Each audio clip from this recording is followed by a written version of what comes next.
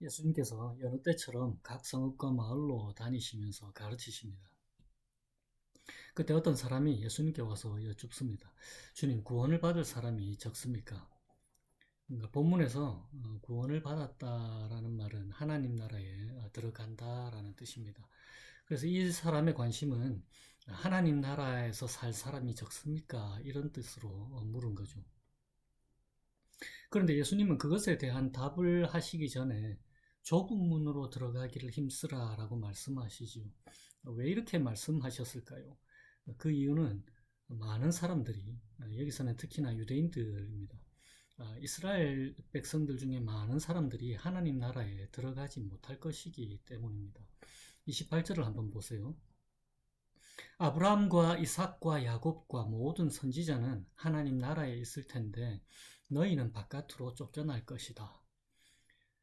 이 말씀은 대단히 충격적인 말씀입니다. 왜냐하면 이스라엘 백성들은 생각하기를 하나님이 택하신 백성들이잖아요. 그래서 당연히 하나님 나라에 들어갈 거라고 생각했습니다.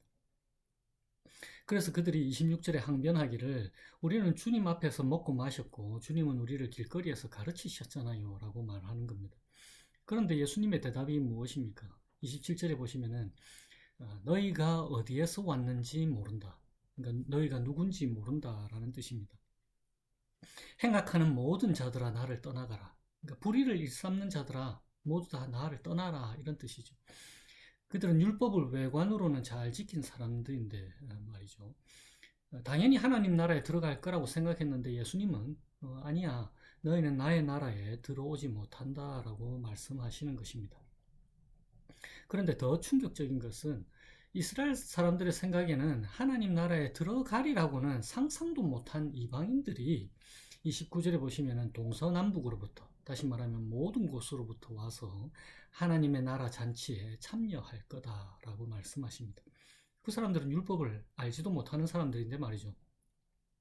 이스라엘 사람으로 태어난 것으로 혹은 율법을 지키는 것으로 하나님 나라의 백성이 될 거라고 생각했는데 그게 아니라는 것입니다. 그런데 그들의 조상들 28절에 보시면은 아브라함과 이삭과 야곱과 모든 선지자는 하나님 나라에 있다라고 말씀하십니다. 무엇이 다른 걸까요? 같은 민족인데 말입니다. 바로 좁은 문입니다. 예수님께서는 무슨 생각을 하시면서 좁은 문으로 들어가기를 힘쓰라고 말씀하셨을까요? 우선은 오늘 본문 말씀의 바로 앞에 무슨 이야기가 오고 갔는지 다시 한번 2주 전에 우리가 함께 나누었던 말씀으로 그 기억을 더듬어 보십시다. 누가복음 13장 1절에서 21절의 핵심 메시지가 무엇이었습니까? 회당장과 그 무리들은 18년 동안 병으로 고통받던 여인이라도 안식일에는 병 고치는 일을 하지 말고 나머지 6일 동안 해야 한다 이렇게 말했죠. 그런데 그 생각과는 정반대로 예수님은 무슨 소리냐? 사탄의 속박에서 벗어나게 하시는 하나님께서 주신 안식을 누리는데 가장 적합한 날이 안식일이 아니냐? 오히려 이 안식일이 사람을 그 속박에서 자유케 하시는 하나님의 구원을 기억하고 누리라고 주신 것이다. 이 말씀을 통해서 하나님께서 우리에게 보여주시고 싶으신 것은 우리를 억압하고 있는, 다시 말하면 속박하고 있는 사탄의 사슬을 예수 그리스도를 통해서 풀어주셔서 우리에게 참된 자유를 주시는 분이 바로 하나님이시다라는 것입니다. 그리고는 오늘 본문이 이어지는 거죠. 좁은 문으로 들어가기를 힘쓰라. 그러니까 좁은 문으로 들어가라라는 말씀은 무슨 뜻일까요? 바로 참된 자유 가운데로 들어간다라는 뜻입니다. 아브라함과 이삭과 야곱과 모든 선지자들은 하나같이 하나님과 친밀한 교제 가운데서 하나님의 말씀으로 살아간 사람들이죠. 그러니까 좁은 문이라고 하는 것은 하나님의 말씀으로 살아간다는 말이고 이것을 다른 말로 표현하면 하나님이 주시는 참된 자유를 누리는 사람들이라는 뜻입니다. 그러니까 참된 자유는 오직 하나님의 말씀에만 있다라는 거죠. 그런데 그것과는 달리 당시 이스라엘인들은 겉으로는 율법을 지키는 것 같지만 율법의 정신을 완전히 오해해서 18년 동안이나 병으로 고통받는 불쌍한 여인에게조차 자유를 주기를 싫어했습니다. 그것도 하나님께서 참된 자유를 주신다는 약속을 기억하기 가장 좋은 안식일에조차 말입니다. 달리 말하면 하나님 말씀과는 상관없이 산 사람들이라는 뜻입니다. 그래서 34절을 한번 보십시오. 예수님께서 예루살렘아 예루살렘아 선지자들을 죽이고 너에게 파송된 자들을 돌로 치는 자들이다 라고 말씀하시는 것입니다. 하나님 말씀을 싫어하는 사람들이라는 뜻이죠. 그러면 우리는 어떻습니까? 하나님의 말씀을 따라 사는 삶을 원하는가요? 하나님께서 주시는 참된 자유를 우리는 정말로 누리기를 원하는가요? 아니면 그 참된 자유를 싫어하나요? 하나님의 말씀을 따른다는 것은 속박처럼 들리겠지만, 우리를 올가매는 것처럼 들리겠지만, 참된 자유를 주는 유일한 것이 바로 하나님의 말씀을 따르는 것입니다. 우리는 누구나 누군가의 말을 따르게 되어 있습니다. 어떤 사람들은 자신이 사랑하는 사람의 말을 따르기도 하고, 또 어떤 사람들은 자신이 존경하는 사람들의 말을 따르기도 합니다. 그리고 우리 대부분의 사람들은 자기 자신의 말을 가장 잘 따릅니다. 그렇지 않습니까? 그런데 그것은 우리의 타락한 본성이 하는 말이잖아요. 그래서 그것이 사탄의 속박이 되는 것입니다. 많은 사람들은 자신의 생각과 말이 진리라고 생각하고 그것을 좇게 됩니다. 그것이 바로 넓은 문입니다. 그래서 참된 자유를 주는 하나님의 말씀을 따르는 것이 바로 좁은 문으로 들어가는 것이 되는 것입니다. 그런데 이 참된 자유가 오늘 본문에서 어떻게 표현되고 있습니까? 좁은 문으로 들어가는 것. 희한하지요. 하나님은 참된 자유를 주시는 분이신데 참된 자유가 좁은 문으로 들어가는 것이라니까요. 이 말씀은 어떤 면에서 대단한 부담으로 우리에게 다가옵니다. 이 말씀을 들을 때 어떤 생각이 제일 먼저 드십니까? 아이고야, 엄청 어려울겠는데 할 수 있겠나? 어떻게 하면은 좁은 문으로 안 들어가고 넓은 문으로 가면서 하나님 나라에 들어갈 수 있을까? 그런 생각이 혹시 들지 않으십니까? 오늘 본문에서 예수님은 좁은 문으로 들어가기를 힘쓰라 라고 말씀하십니다. 힘쓰라 라는 말은 최선을 다하라 라는 뜻입니다. 모든 마음을 다하여 노력하라 라는 뜻입니다. 그만큼 우리의 타락한 본성이 하나님이 주시는 참된 자유를 싫어한다 라는 뜻이죠. 하나님이 주신다는 그 참된 자유 너무 부담되는데요. 하나님 말씀대로 살면은 가난하게 되는 거 아닙니까?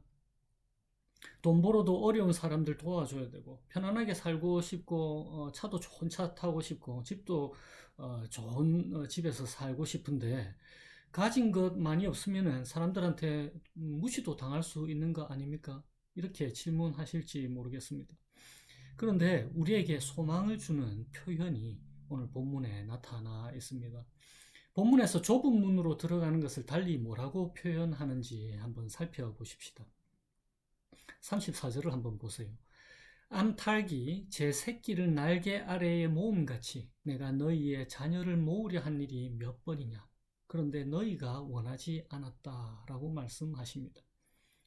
다시 말하면 암탉의 날개 아래, 주님의 날개 아래입니다. 그것이 바로 좁은 문으로 들어가는 것이 되는 거죠. 주님의 날개 아래라고 표현된 말씀이 시편 곳곳에 등장하는데요. 시편 61편에 이렇게 되어 있습니다. 내가 영원히 주의 장막에 머물며 내가 주의 날개 아래로 피하리이다. 36편은 이렇습니다. 하나님이여 주의 인자하심이 어찌 그리 보배로운지요 사람들이 주의 날개 그늘 아래에 피하나이다. 시편 17편 나를 눈동자같이 지키시고 주의 날개 그늘 아래에 감추사. 63편 주는 나의 도움이 되셨습니다. 내가 주의 날개 그늘에서 즐겁게 부르리이다. 그리고 마지막으로 57편입니다. 하나님이여 내게 은혜를 베푸소서. 내게 은혜를 베푸소서. 내 영혼이 주께로 피하되 주의 날개 그늘 아래에서 이 재앙들이 지나기까지 피하리이다. 그러니까 주의 날개 아래는 하나님의 사랑에 대한 표상입니다. 좁은 문으로 들어간다는 말은 그러니까 주님의 날개 아래로 들어간다. 그래서 하나님의 신실하신 보호하심 안으로 들어간다라는 뜻입니다. 세상이 주는 보호, 돈이 주는 보호가 아니라 하나님의 날개 아래로 피하기로 작정한 하나님의 자녀들을 하나님이 반드시 보호하신다라는 뜻입니다. 우리도 우리 자녀들을 한번 보세요. 부모들인 우리는 자녀들을 목숨 걸고 보호하려고 하잖아요. 흠 많은 우리 인간 부모들도 자녀들을 이처럼 보호하고 사랑하는데 완전하신 우리 하나님 아버지께서 그 자녀들을 보호하시지 않겠느냐라는 것입니다. 하나님은 우리에게 짐이 되시는 분이 아니십니다. 만약에 돌무더기가 이곳에 가득 있고 이 많은 돌무더기를 한쪽 편으로 옮겨야 된다라고 생각해 보세요. 그런데 누군가가 그걸 옮기라고 트럭을 준다고 생각해 보십시오. 우리 중에 누가 돌도 이렇게 많은데 나보고 트럭까지 옮기라고 하느냐라고 불평할 사람이 누가 있겠습니까? 하나님이 우리에게 그런 분이신 것입니다. 우리를 좁은 문, 곧 참된 자유와 평강으로 이끄시는 하나님의 말씀이 무엇일까요? 우리는 누가복음 1장부터 말씀하신 하나님의 말씀을 기억합니다. 그 컨텍스트 안에서 오늘 우리에게 말씀하시는 좁은 문에 해당하는 그 하나님의 말씀이 무엇인지 한번 살펴보십시다. 누가복음 1장에서는 누가가 우리에게 하나님께서 온 세상 그리고 역사를 주관하시고 다스리시는 분이시다라는 것을 우리에게 보여주었습니다. 2장에서는 하나님 백성에게 주시는 큰 기쁨의 좋은 소식, 참된 평강을 예수 그리스도를 통해서 주시겠노라고 약속하셨습니다. 그리고 3장에서는 그리스도를 통해 좋은 소식을 주시는 하나님께로 돌아오라고 세례 요한을 통해서 우리에게 하나님께서 외치셨습니다. 그리고 4장에서는 주를 믿는 모든 자에게 주시는 참된 자유와 은혜를 우리에게 나타내 보여주셨고 5장에서는 주님께 오는 그 어떤 죄인도 하나님께서는 기쁨으로 받아주신다고 그분의 사랑과 은혜를 우리에게 보여주셨습니다. 그리고 6장에서는 우리로 하여금 원수도 사랑할 수 있게 하시는 하나님의 은혜, 그분의 역사하심을 나타내 보여주었습니다. 7장에서는 우리를 돌보시는 하나님의 긍휼을 우리에게 나타내 보여주셨고 8장에서는 온 세상의 주인 그리고 죽음도 다스리시는 주님을 우리에게 보여주셨고 또 죽은 자를 되살리시는 것을 통해서 우리의 죽음도 완전히 생생한 생명으로 회복시키시는 하나님을 우리에게 보여주셨습니다. 9장에서는 참된 양식이 되시는 그 예수님을 우리에게 보여주셨고 우리 대신 우리가 담당해야 할 죽음을 대신 죽으시고 우리는 대신에 참다운 인간으로 예수님처럼 살게 해주신 그 주님의 놀라운 은혜를 함께 나누었습니다. 그리고 10장에서는 하나님의 구원사역, 다시 말하면 회복시키시는 일에 우리를 동참시키셔서 세상으로 우리를 보내시는 그분의 은혜를 우리에게 보여주셨습니다. 그뿐만이 아니고 우리의 가장 좋은 이웃이 되어주시는 주님을 우리가 보았습니다. 그리고 11장에서는 우리의 기도에 늘 자신의 전부를 쏟아 부어주시는 하나님 아버지의 사랑을 우리가 보았고 우리의 완벽한 아버지이심을 확인시켜 주시는 하나님이심을 우리에게 보여주셨습니다. 12장에서는 우리를 반드시 지켜주심으로 우리가 갖고 있는 모든 염려들을 도맡아서 가져가 주시는 분. 그래서 우리로 하여금 이기적인 사랑에서 벗어나서 참다운 사랑을, 이웃을 사랑할 수 있도록 변화시켜 주시는 주님이심을 보여주셨습니다. 그리고는 13장에 와서 사탄의 속박에서 벗어나게 하셔서 참다운 자유를 주시는 분으로 우리에게 나타내 보여주셨습니다. 그러니까 우리 하나님이 우리를 속박하는 사탄과 얼마나 다른 분이십니까? 하나님의 말씀을 따르라고 하셨을 때 하나님은 우리를 속박시키시려고 하는 게 아니라 우리를 자유케 해주시고 넉넉한 은혜로 우리를 돌봐주시는 분이십니다. 우리의 죄악된 욕망을 쫓게 하는 타락한 본성이 주는 거짓된 자유와 얼마나 많이 다릅니까? 그 어느 것 하나도 하나님은 우리를 얽매이게 하시는 분이 아니십니다. 돌무더기에 고장난 트럭까지 짐으로 주시는 분이 절대 아니십니다. 우리의 모든 짐을 해결해 주시기 위해서 제대로 된 완벽한 트럭을 우리에게 주시는 분이시죠. 오히려 우리 대신 모든 짐을 짊어져 주시는 분이십니다. 이것이 하나님 나라의 방식입니다. 좁은 문이라고 하는 것, 하나님 말씀 따라 사는 삶을 얘기하는데요. 누가복음 9장에 아주 잘 표현이 되어 있었죠. 자기를 부인하고 날마다 자기 십자가를 지고 예수님을 따르는 삶을 뜻했습니다. 날마다 자기를 부인하는 것, 우리는 누구나 두 가지 자아를 가지고 있습니다. 첫 번째는 타락한 자아고 두 번째는 창조된 자아 혹은 회복된 자아인데요. 첫 번째 타락한 자아는 예수 그리스도와 양립할 수 없는 모든 것을 말합니다. 이것은 예수님 그리스도와 절대로 양립할 수 없는데 그 이유는 예수님께서 이것들을 멸망시키려 오셨고 또 멸망시키기 위해서 십자가에서 죽으셨기 때문입니다. 그래서 우리는 이러한 자아를 늘 부인하고 포기하고 십자가에 못 박아야 합니다. 예를 들면 분별 없는 것, 도덕적으로 악한 것, 성적으로 자제하지 못하는 것, 가정생활을 망치는 이기심, 추한 것에 끌리는 것, 하나님의 은사 개발을 게을리하는 것, 우상숭배적인 성향, 돈을 숭배하고 명예를 숭배하고 사치를 숭배하는 것들, 공동체를 파괴하는 반사회적인 경향들, 하나님의 뜻을 행하는 데 방해가 되는 모든 것들이 이것에 속합니다. 반대로 창조된 자아는 예수님은 이것을 구속하시기 위해서, 회복시키시기 위해서 이곳에 오셨고 십자가에 죽으셨습니다. 예수 그리스도와 양립할 수 있는 모든 것은 우리는 적극적으로 긍정해야 됩니다. 부인하는 것이 아니고 그것을 긍정하는 것이 곧 타락한 자아를 부인하는 것이 되는 거죠. 예를 들면 우리의 이성을 계속 거룩하게 사용하는 것, 도덕적인 의무감, 그리고 가정생활, 예술적인 은사들, 창조적인 은사들, 그리고 이웃을 사랑하는 것, 하나님을 갈망하는 타고난 성품을 고양하는 것, 공동체 생활, 그리스도 안에서 새로 빚어진 우리 모습에 대한 모든 긍정들, 이러한 것들이 필요하다는 것입니다. 넓은 문, 어떤 것이 있을까요? 염려하는 것을 한번 생각해 보십시오. 염려하는 것은 대단히 쉬운 것입니다. 얼마나 쉽게 우리는 염려하게 됩니까? 반대로 좁은 문을 생각해 보세요. 염려하지 않고 하나님 의지하고 하나님만으로 만족하는 것, 정말 어렵잖아요. 그래서 그게 좁은 문이 되는 것입니다. 성령 하나님만이 주실 수 있는 거죠. 염려하는 것은 쉽습니다. 공부 열심히 하는 것보다 말입니다. 마냥 노는 것은 쉽잖아요. 열심히 사는 것보다. 그러니까 열심히 사는 것이 좁은 문이 되는 거죠. 성령 하나님께서 주시는 것이니까요. 무관심과 미워하는 것은 쉽습니다. 사랑하는 것은 얼마나 어렵습니까? 진리는 어렵게 느껴지죠.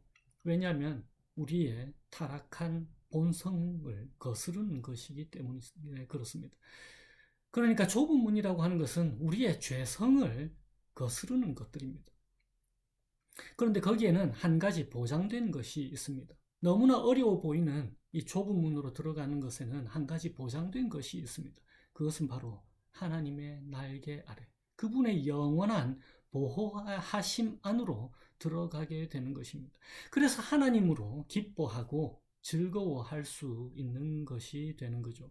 우리 주 예수님이 우리에게 이 자유와 평강을 주시기 위해서 우리 대신에 십자가에서 참된 자유를 잃어버리셨습니다. 그뿐입니까? 우리의 대장, 우리 주 예수 그리스도께서 우리를 위해서 좁은 문으로 들어가셨습니다. 하나님의 말씀을 완전히 우리 대신에 행하셨습니다.